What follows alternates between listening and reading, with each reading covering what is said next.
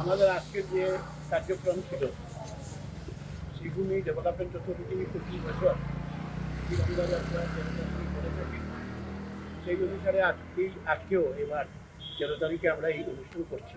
এখন আমাদের অনুষ্ঠানের সূচনা হবে। আর আমরা এইটা আমাদের যে ডেভেলপমেন্ট অথরিটির যে এরিয়া আছে সেই এরিয়া ঘুরে আমরা শহরে ঢুকবো, শহর পরিক্রমা করে আমাদের এই কার্যক্রম এখানে সমাপ্ত হবে। জেলা আমার এই অফিস প্রাঙ্গণে সমাপ্ত হবে বিকেল 5টা, 5:30টায় বঙ্গভবনে।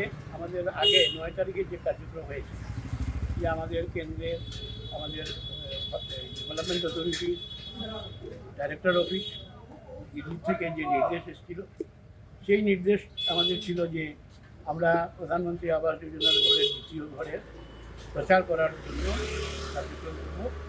আর সাথে সাথে 80তম স্বাধীনতা দিবসও উদযাপন উপলক্ষে আমরা কুইজ প্রতিযোগিতা, আর্ট প্রতিযোগিতা, এই দুটা প্রতিযোগিতা আমরা অনুষ্ঠান করছি। এই দুটা প্রতিষ্ঠান আমরা করার আমাদের প্রোগ্রামের 9 তারিখে এই প্রোগ্রাম সমাপ্ত হয়েছে, কিন্তু পুরস্কার বিতরণী আসতে হবে সন্ধ্যা 5 ঘটিকায় বঙ্গভবনে। আমাদের প্রোগ্রাম শুরু হবে সমবেত সঙ্গীতের মাধ্যমে, তারপর থাকবে সমবেত ড্যান্স থাকবে, নৃত্যের কার্যক্রম থাকবে, তারপর পুরস্কার বিতরণী অনুষ্ঠান।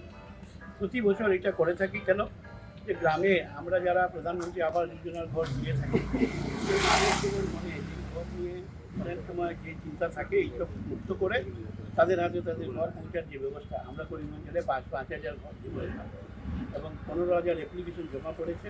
15,000 অ্যাপ্লিকেশনের মধ্যে থেকে 5,000 অনলাইনে ওটা দিল্লিতে গেছে, দিল্লি থেকে এটা লিস্ট অ্যাপ্রুভড হয়ে আমাদের কাছে এসেছে। একইভাবে আমরা প্রত্যেকবার এইরকম করে থাকি, এবারও এটা করেছি। এখনই আমাদের প্রশাসন শোভাযাত্রা যেটা